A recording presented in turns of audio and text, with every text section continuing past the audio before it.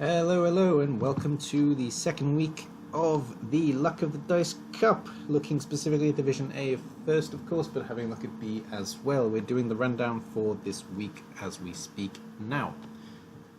All the games have been played, and I'm doing A little bit early. B hasn't actually been finished yet, so that's going to come in a couple of days. So as always, I'm sorry if the recording changes, its dynamic, its tone, etc. as I'm going along, but I do each of these things separately. I don't do it all in one take, like I do the breakdowns. The replays, whatever you want to call it. Right then, having a look this week then, second week in, we've had some interesting games again, and it's been slightly less draw heavy in Division A at least. So, Slanisha's favourites, the Chaos team led by Feke, took on the Chaos Dwarfs, the Labyrinthians led by me, and I managed to win the game 1-0. It was a tight affair though. To be fair to Feke, he did give me a rough game. Spirits United, the human team led by Fallen Glory, managed to win 2-1 against Squiggy, and you made me do this his dwarf team, which is a bit of a surprise result. I was expecting a draw, I think. Looking at it now, I was expecting a draw. So good for Fallen Glory for winning that, and unlucky to Squiggy for unfortunately not winning that. And then Guinness, Luc de la Draw, and Greenskin Red Spikes, the Orc team led by Chris J, this is Orcs and Bretonians, also went to a draw, which I think is better for Guinness as a result. And I actually saw this game. It was quite a one to watch. Guinness again was very impressive, and even Chris J learned a couple of things, and he's a very seasoned coach in this league. So unlucky to both teams, I would say. It was quite a close affair, to be honest, and they both made it difficult for each other, so I'll give them both credit. They both played well. And Andy's had disaster with his undead, the Old Gods, against the High Elf team from Yasinde, and Yasinde managed to win 4-0 with Salt Free is Fine. I know there is actually a breakdown of this, so I will find out what happened with that in a little bit, but that's the story of this week. So, let's have a look at the first game, my game. Alright then, let's have a look at game number 1 then. This was my game actually, the Labyrinthians, the Chaos Dwarf team against Feke's Chaos, the Slanisha's favourites. Overall it was a very tough game actually, and Feke mostly played well. He made a couple of mistakes I think, but overall he was a difficult opponent to play, so gotta give him credit where credit is due. In the Chaos side, we had a 1 pass, 8 armor breaks, and MVP on a Beastman, but no level up there. And on the Labyrinthian side, the Chaos Dwarfs, 1 touchdown, 1 pass, 10 armor breaks, and Glob leveled up, and he was actually given a kick after the match. And 1-0 to my Chaos Dwarfs. In terms of SPP, we had 8 against 9, and just trying to remember the names to see if there's anything new on the team. Starting with the home team then, the Chaos team, let's see what's new. They've bought the Apothecary now, which was a good choice. And that Beastman, I didn't realise I actually did something so bad to him, but I knocked out his armor value. Whoops. I didn't realise it was that bad, so sorry I didn't comment on that in the game. So we've actually got a minus armor value beast off the back of this game. So he's coming into this with 2 loners, and still only 2 warriors and 1 minotaur. It's going to be a tough road back to recovery for this Chaos team, I think. They're going to struggle for the next couple of weeks, especially with only the 1 team reroll as well. To be honest, I don't know what to suggest with this team, because you want to get the warriors back and you want to get the reroll as quickly as possible. Getting leader on a piece would be fantastic, but it's obviously you need a doubles for it, so don't know what's going to happen there. I can only wish Feke luck in his return to recovery. And loner beastmen aren't that bad actually. I've played quite a few games with a mostly loner team over the last few weeks. It hasn't been as bad as it sounds, to be honest, so best of luck there. And you've only got the 1 loner when I think about it, so not so bad actually. You actually have a full roster. Yeah, okay. Just the one in this next game. So nothing new on the Chaos team. And on my team, for some reason, it's still showing that I haven't done that, but I have done it. So in my team, the only thing that's new is the kick on Glob, and I also got the Apothecary. I've still got 30 left in the bank as well. My next purchase, of course, is a 5th Dwarf Blocker. If I can afford both, then both Dwarf Blockers. And I will be keeping all the Goblins, but I'm not too worried about losing them. If I do lose a goblin or two, that's going to be pretty good for me, actually. And in terms of development, I'm not overly happy with the way this team has developed so far. It's all gone to hobgoblins, basically, and we've got the one Chaos Dwarf. But 2 games in, not so bad. We had man of the match on Hobgoblin, man of the match on Chaos Dwarf, and a touchdown for a Hobgoblin, and I don't know how this one got a free. I guess a pass and an injury. That's how he got free. No, he's the one who scored, sorry. He got the pass and the injury. There we go, that's it for this game, I guess. In game number 2 then, we had Fallen Glory's Human Spirit United against Squiggy's Dwarves. You made me do this. And it's a bit of a surprise result, to be honest. No offence to Fallen Glory, but I was expecting him to struggle against Squiggy's Dwarves. But there we go, it went Fallen Glory's way, so congratulations and commiserations to Squiggy as well. I didn't have a breakdown from this match.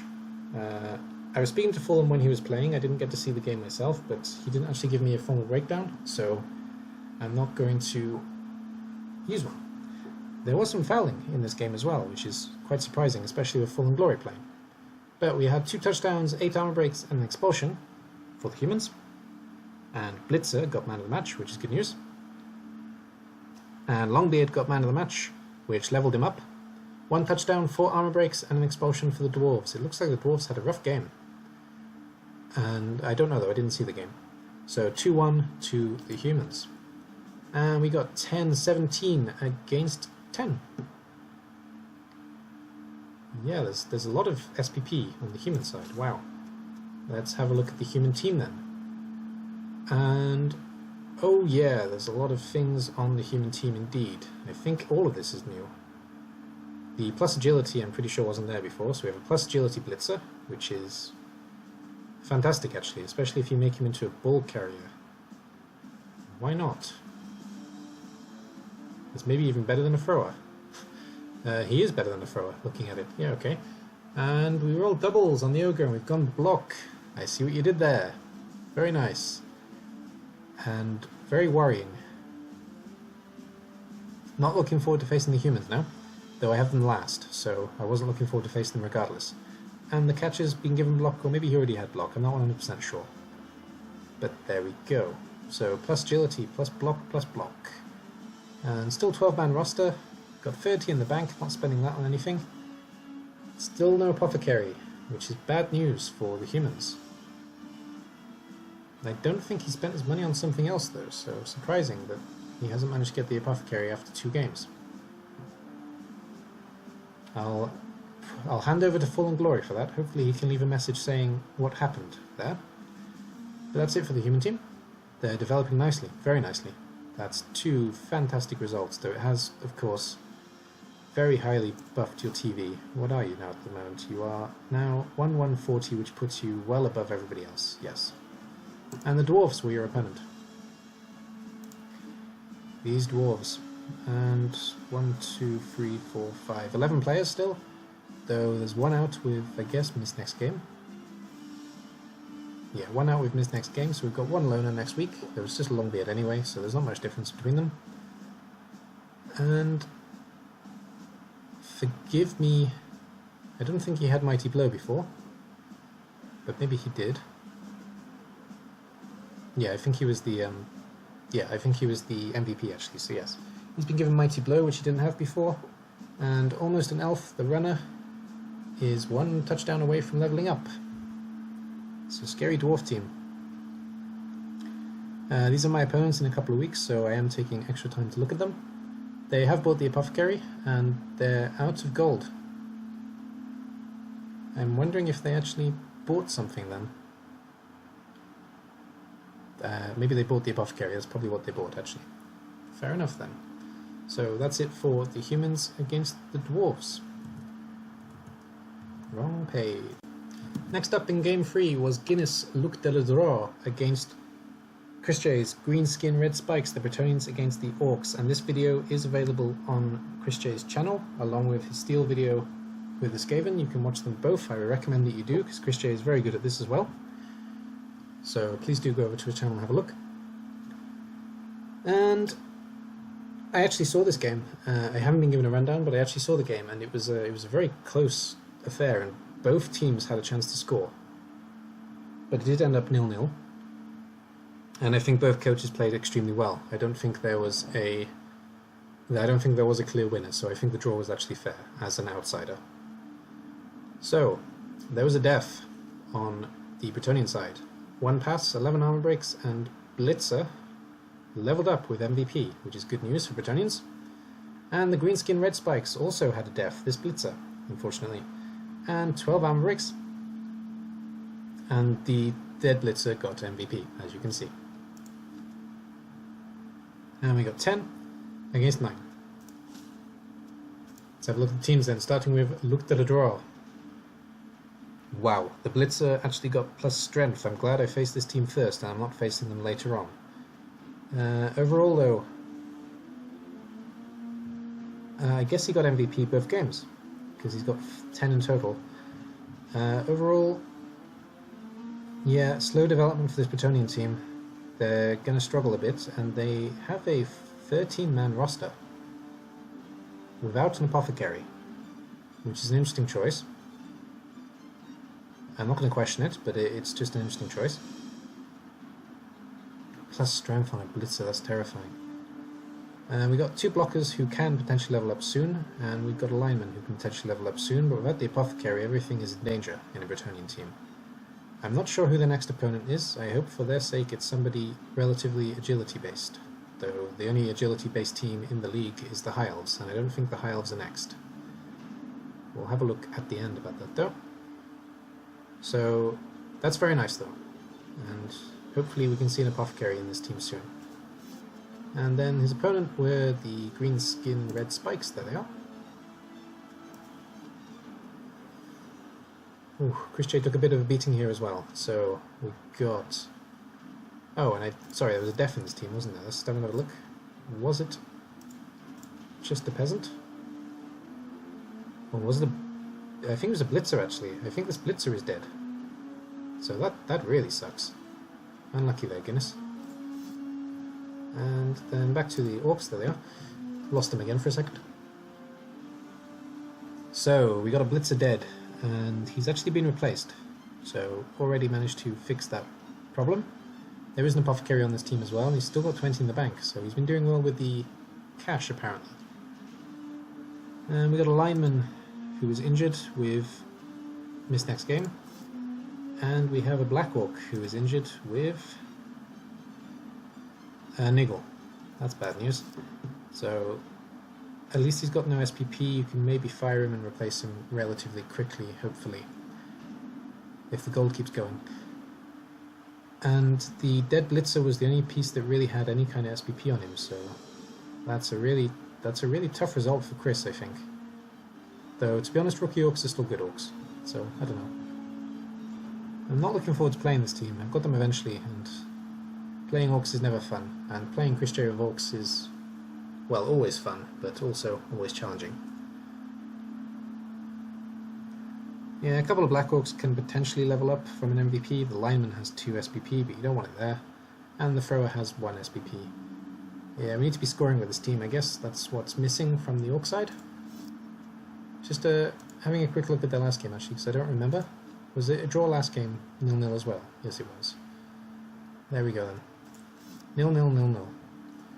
That's hard for both Guinness and for Chris J. They both had 2 0-0 games. Alright, well that's it for game number 3. And lastly, game number 4, which looks like it was a disaster for Andes. I actually have a rundown from Ysinde, so let me just find that very quickly. I did have it open, but I've moved it for some reason. There we go. Ysinde, Salt-Free is fine versus Andes, the Old Gods. 4-0. Nuffle was watching the game for sure. He had his laugh, and today he favoured my High Elves. The Undead made twice as many blocks as I did, but at the end it was the Undead who got the dead and injured players. AD English the Zombie died twice that match. First time regeneration saved him. The Undead received first, but bad pickup rolls let my High Elves rush forward to pressure him. He tried a handoff into a pass but rolled a 1. My agile high elves could reach the ball, run around and pass into a score on turn 3. Then there came a time we had 4 turnovers in a row. Again my high elves had the better end. They got the ball in turn 8 and with a pass and 2 GFIs the score was 2-0. Only trying to win and keep my players protected, I scored at turn 12 again. I was 2 or 3 men up with high elves versus undead, so that wasn't too hard. I got greedy at the end. Okay, I was greedy all the time. That's why my thrower got a miss next game. I shouldn't have used him as an assist versus a mummy. I scored at turn 15 again and my elves stayed at the back of the field, not letting the undead punch them anymore. Yasinde. And he's given a short one as well. Bad dice didn't allow Andy's to win. I had more luck and the score was gifted by the great Nuffle himself. So, at least Yasinde has said that it is down to the dice. But, yeah, it sounds like it was a really rough time for Andy's. So, sorry to see that. Commiserations to Andy's and congratulations to Yasinde. So, the Old Gods, 2 deaths. One of them was a ghoul, I think, and one of them was a zombie. And 14 armor breaks. And Ghoul got MVP. And Sulfree is fine, 4 touchdowns, 3 passes, 6 armor breaks, and a loner got MVP. We'll see if he's still on the team. SPP 11. Wow, 10. 10. 26. 26. Wow. Yeah. Having a look at Andy's first then, really unfortunate on his side. I'm pretty sure there was a ghoul here that isn't here anymore. And I'm positive there was a zombie here with my name that isn't here anymore. So that's 2 deaths. And we also have minus movement on another ghoul, which is also pretty sucky. Probably want to replace him soon. He has bought a new white and named him AD English. So maybe the white died actually. Interesting. Or maybe he only had 1 white? No, that doesn't sound like me. So maybe he lost a white in a zombie. And there's another piece missing for some reason. Not sure what happened there. Hopefully Andy's can fill in the blanks for us. Or if he doesn't want to, that's fine as well, of course. The team overall is developing relatively nicely though. We've got all ghouls within touchdown range. We've got 1 mummy within pain range, and 1 mummy within 2 pain range. A nut zombie who can pass, and another zombie within MVP range, but I don't think he cares too much about the zombies. It's going to be a tough match for him next week. And it's actually against me. I'm his next opponent, I think. And yeah, he's gonna be playing with a lot of loners. 3, 2, 3, 2, 2. 2 loner zombies, 5 zombies in total. It's quite a lot of zombies to deal with. But Andy's is always a difficult opponent, so definitely not counting him out. He's going to be hard to play against him next week for sure. But that's it for that team. Let's have a look at those High Elves then. That was a good game for the High Elves in this division, I think. Yes, it was. The thrower is on this next game, because Yasinde mentioned it. He's actually a pass away from leveling as well. One of the blitzes is also a pass away from leveling. Then we have 2 catchers leveled up, one with Nerves of Steel and one with Mighty Blow. Strange choice on that catcher. But there we go. And this elf team is still in one piece. I don't know how, but I applaud you for it. And let's just see how you've actually been doing. Your first game was a draw against the Orcs, and your second game was a very good victory. So, fair play to you, Yasinde. You had a very good start. Alright, yeah, that's it for game number 4. So let's have a look at the leaderboard. Let's do this in one take. So the humans and the High Elves are at the top, and the Labyrinthians. So myself, Yasinde, and Fallen Glory are all at the top with 1 win and 1 draw apiece. Andy's is in 4th with 1 win and 1 loss. Then you have the Orcs and the Bretonians in 3rd place with 2 draws apiece. And Fake in 4th with 1 draw, 1 loss, and Squiggy right at the bottom, that's a bit of a surprise, with 2 losses. Let's see what's happening next week then.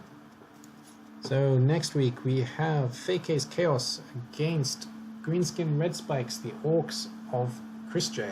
That's going to be an interesting match. I slightly favour the Orcs, I actually heavily favour the Orcs, because the Chaos are missing a few pieces. They've only got the one reroll, and in general it's just a little bit hard for Chaos at the moment. I think they're going to take a little bit of time to recover. One thing I'd say to Theke is if you manage to stay off Chris J a bit, you may be able to at least hold him to a draw. But if you engage, I think Chris J is going to do a lot of damage to you. That's that match, and Chris J doesn't need advice, he plays Orcs all the time. Not all the time, that's unfair, but he plays Orcs a lot. He's a good Orc coach. And the Dwarves, you made me do this, are facing off against Salt-Free Spine, which is the High Elf team. This is going to be a key match for both teams. And there isn't a lot of dodge in this team yet, so that's a bit of a scary one, to be honest, for Squiggy, I think. Though Dwarves are always scary to play against, so it's scary for Yasinde too. Then we have Labyrinthians, myself, against Andes, the Old Gods, that beats an undead team. Definitely not writing out Andes, but I kind of like myself for this game just because my team is intact and I have, in general, more skills than he does. Though Andes is a fantastic coach, and it's never, ever easy to play against him, so we'll see how that goes. And lastly, the Humans against the Bretonians, which is a big game for both teams, I think. It's the Bretonians' first chance to get a score on the board, and it's the Humans' game that realistically they should feel relatively comfortable, but both coaches are very good, so it's going to be a difficult match for the two of them, I'm sure. And I'll put game 2 and game 4 down to a draw. Orcs to win their matchup, and I feel bad betting on myself, but on paper I think I'm the slightly stronger team, so I'll very carefully bet on myself for this game. Sorry, Andes.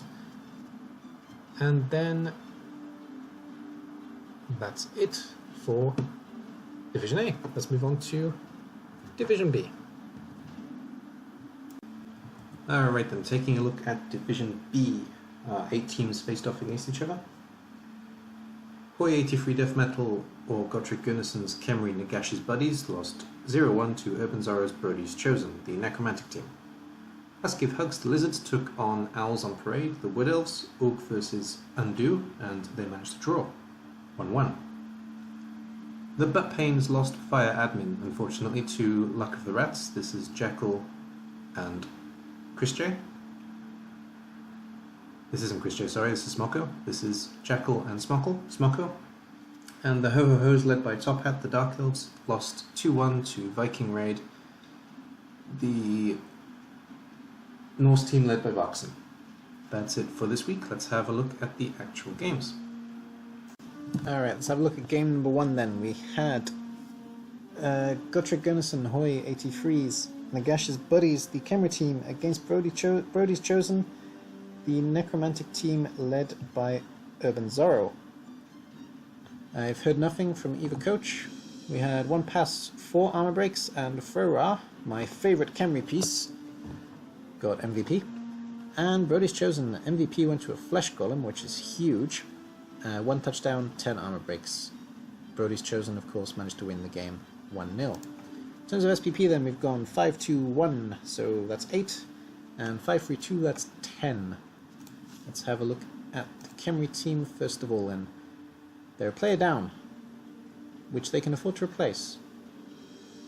I would highly, highly, highly recommend the second Blitzerer, so maybe save the 1,000, the 10,000 actually. Maybe save it for next game, just play over Loner for now. Blitzerer should definitely be joining this team though. And there's nothing new. This team is the same as it was last week. That's a shame. And did he die in the first game? He must have done. I don't actually remember the piece dying, so there was no death in this game, was there? No. Okay, so he's been dead for 2 games. Okay, so we're playing with Loner anyway. And his opponent was Brody's Chosen. So let's have a look what happened to this team. The block was already there. And I think the kick was too. Nothing new or exciting in this team. No, one of these two must have leveled up. One of them must have. Let's have a quick look again. Gene Wildest and Rodney Dangerfield. Gene Wildest. Oh, so the block wasn't there before. Sorry, I'm going crazy. And Rodney got the 2, so there we go. 5, 3, 2. So we have a block. It's because Urban Zorro has 2 necromantic teams. It's getting confusing which team is which now. But yes, so we have new block on Werewolf. Otherwise the team is the same as it was before. And nothing much else to report. The team is doing fine, considering it's game 2. We're developing quite nicely, actually. Especially with the Flesh Golem being within range of leveling up. All he needs to do is pass. And that's something that a Flesh Golem does all the time. So, no problem there. That's it for game number 1. Let's have a look at game number 2. I'm doing this in one take for some reason. No, I'm not. So, game number 2 then. Us Give Hugs, Oog's Lizardmen took on Owls on Parade, Undo's Wood Elves, the 2 coaches who play each other more than anybody else, I think, in our league. These 2 coaches play each other very often. I have actually been given a breakdown. Let's find it. From maybe even both. But at least from Oog. There's from Oog. Okay. So, the lizards were doling out crushing hugs and allowed the fans on the sidelines to do that as well. Unfortunately, elves are too squishy, and our unagile arms sometimes overdo it a little bit. 2 injured war dancers. Wow. And some injured linemen are a good score. Too bad I couldn't stop the elves' drive or pick up the ball after that to score myself. 1-1. And I've just realised that he's put 2 breakdowns in the same one. I've already done that steel breakdown. I do have a breakdown for the Oog and Doranus game as well, so sorry that I didn't include it. Oog, I didn't realise they were in the same message. And I don't think Undo said anything, but let's have a look very quickly. No, Undo didn't say anything. There we go then. So, Us Give Hugs, 1 touchdown, 11 armor breaks. Well, they went 1-1 with Saurus leveling up MVP. That's always good news. And 1 touchdown, 1 pass, 2 armor breaks from... And Lineman got MVP but didn't level up, and he's got a little boo-boo. And we went 12 against 11. Let's have a look at the lizards first then. So, there's a skink out. Is he MNG? He is MNG. So, a skink out, and the the Saurus that leveled has been given dodge. Of course he has, because it's Oog's team. Fair enough. And skink cannot punch has been given sidestep. I'm pretty sure that both of these are new. I'll just check with Undo's notes. I'm pretty sure, sorry, Oog's notes. I'm pretty sure they are both new though. Wrong game. Yes, they're both new. There we go then. So, future reference, please don't put 2 breakdowns together. It's confusing enough with them not being together. So, sorry I missed the other one. And we got 50 in the bank. We could buy 1 more skink if we want to at least replace this piece for next match, so you don't have a loner. Not sure if I'd do that. I'd take the apothecary personally. I just realised you don't have the apothecary, so that's almost definitely what's going to be bought. I'd be surprised if not. And that's it for the lizard team. And having a look at the Wood Elf team, they're looking a little bit beaten. Hopefully this is just a miss next game. Yes it is, so that War Dancer will be back. And I don't think the plus agility was there before, so that's new and exciting. And is this also a miss next game? Yes it is. Okay, nothing too permanent then. Nothing permanent at all from that match against the lizards, which is really good news, because lizards are renowned for destroying everything. Yeah, 60 in the bank. Can't actually spend it on anything in a Wood Elf team, so we're going to keep that for now. And playing with 2 learners next game. That's going to be a little bit rough, missing a War Dancer. But to be honest, 1 War Dancer is usually enough, so... as long as it's not too bashy a team, you'll be fine. And there we go. That's it for game number 2. Having a look at week number 3 then, which unfortunately needed to be admins because we needed to move the week on, Jekyll has been busy, so I feel quite sorry for Jekyll actually. It was a bit of an unfortunate situation, but we have to move on with the cup, so unfortunately Jekyll has lost this week. Smocko's Rats, Gutter Runner got MVP and actually leveled up, which is pretty scary for anybody in Division B. There were 2 touchdowns, of course, because it's an admin win, and there was 1 touchdown, of course, for the Nurgle team. So the touchdown went to a different player on Nurgle, and one of the touchdowns went to the same Gutter Runner, the other touchdown went to a different rat. Let's have a look at the teams. In terms of the Nurgle team, they still have a piece missing, which they can now replace if they want to with a 50,000. And the team hasn't had any level ups yet, unfortunately. So this team is still very much a rookie team, and they may save up for the second Pestigore. That's maybe a better idea than buying a rotter instead of taking a loner. But it'd be interesting to see if he does take a rotter or not. I would highly recommend waiting for the Pestigore, but of course it is up to Jekyll, and he'll be able to afford a Pestigore next game for certain. That's it for the Nurgle team. The Jackal, unfortunately there's not much development there. The Rats though, and yeah, this level 16, this level 3 now hasn't yet been looked at, so unfortunately we don't know what he's going to get. He already has block, we might see sidestep, we might see something like sure feet, we may see something else entirely. Depends if he rolls a doubles or not as well, of course. Other than that though, there's no development on this team, just this one Gutter Runner. So this one Gutter Runner is the scariest player I think in the entire season at the moment. He has 160 to spend as well, so he's probably going to spend that on something.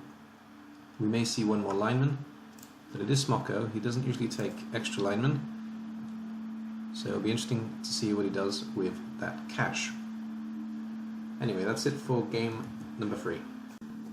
Alright then, having a look at game number 4. I haven't actually been given a breakdown of this game. However,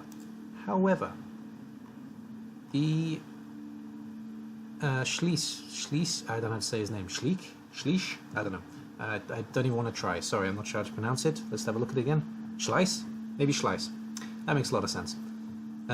Schleiss' bot is finally working on our server, and we have it on the Luck of the Dice match, so I have got a match report from that I can use. And obviously it doesn't give me any highlights, but it does give me the injury report, and it gives me the player development, so you guys can stop giving me that if you want to, because I can use this instead. Anyway, I've had no breakdown from this match, so let's have a look. Top Hats, Ho-Ho-Hos, 1 touchdown, 9 armor breaks, and lineman leveled up. And Vaxen's Viking Raid, 2 touchdowns, 1 pass, 6 armor breaks. And lineman MVP'd, not leveled up, neither leveled up. Both MVP'd, and we went 2-1 with Vaxen's Vikings. I can't talk suddenly, sorry. 10 for the Ho-Ho-Hos, and 10-14 for the Norse team from Vaxen. Having looked at the teams then, starting with the Ho-Ho-Hos. 90,000 in the bank.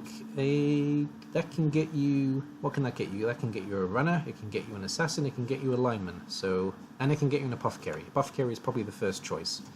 But we may see a piece, who knows? And there's the door, so this is going to be in 2 pieces, sorry. Or 3 pieces, because I'll have to do the Norse team separately. Anyway, there've been just the 1 level up in this team in total, and we've got a blodge piece. We're probably going to see an apothecary bought soon, hopefully. I'd highly recommend it. And nothing new in the dwarf team. Something died. What died? Let's have a look. It didn't die. It got minus strength and it got fired. It was a lineman, so that's where the missing piece is. Let's have a look at the Norse team then, but I'm going to have to do this in a separate cut, sorry. Alright then, having a look at the Norse team then. I'm going to say this really quietly because there's people in the house, so sorry. But the 2 Berserkers are both leveled up, but they haven't been given any level up yet because Voxen hasn't seen the team. This is the only development in this team, otherwise the team is exactly the same. 40 in the bank, which he's not going to spend because he can't spend it on anything. And that's it for game number 4. Moving on. Looking at to week 3 then. Org's Lizards take on Hoy's Kemri, Nagash's Buddies take on Uskith Hugs. This is a really bad matchup for Kemri, so I can see Org taking this, even though Org is still a little bit inexperienced with Lizards. I can't look past Lizards in this match.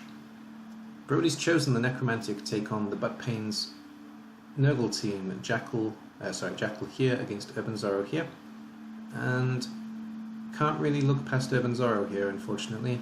Jackal doesn't really like Nurgle, and he is struggling a bit, I think, so I think that's going to continue with this Necromantic team for sure, unfortunately. The Wood Elves take on the Dark Elves, Owls on Parade versus Ho-Ho-Hos, Undo versus Top Hat. Top Hat isn't really a very big elf coach, so I can't see past Undo for this match. And Smocker's Luck of the Rats take on Varkson's Viking Raids, and this one is going to be interesting. The Norse against the Skaven. This is one to watch, and for now I'll put it down to a draw, though Smocko has a slight edge with the experience of Rats. That's it for the matches next week and my predictions. Let's have a look at the leaderboard so far. They're actually playing for first place as well, Skaven and Norse at the moment, though it's only week 3. But still, big game all round. So Smocko and Varkson, Skaven and Norse are joint first. Then we have Brody's Chosen by Urban Zorro in second place. Top Hat's Dark Elves are in fourth place, which is quite surprising with the Ho-Ho-Hos, with 1-1. And then Blashurk or Undo, Owl and Parades are in fifth with 2 draws. Us Give Hugs are in sixth with 1 draw and 1 loss, and then the Nurgle and Khemri are in seventh together, Jackal and Godric Gunnarsson with 2 losses each. It'll be interesting to see how this develops about midweek. I'd say week 5, day 5 basically is going to be where we really see how the league is developing. So that's it for the breakdown of Luck of the Dice. Thank you very much for watching. Good luck to all of the guys playing next week, and also my opponent Andy's. Looking forward to that one. That's all for this one. Goodbye for now.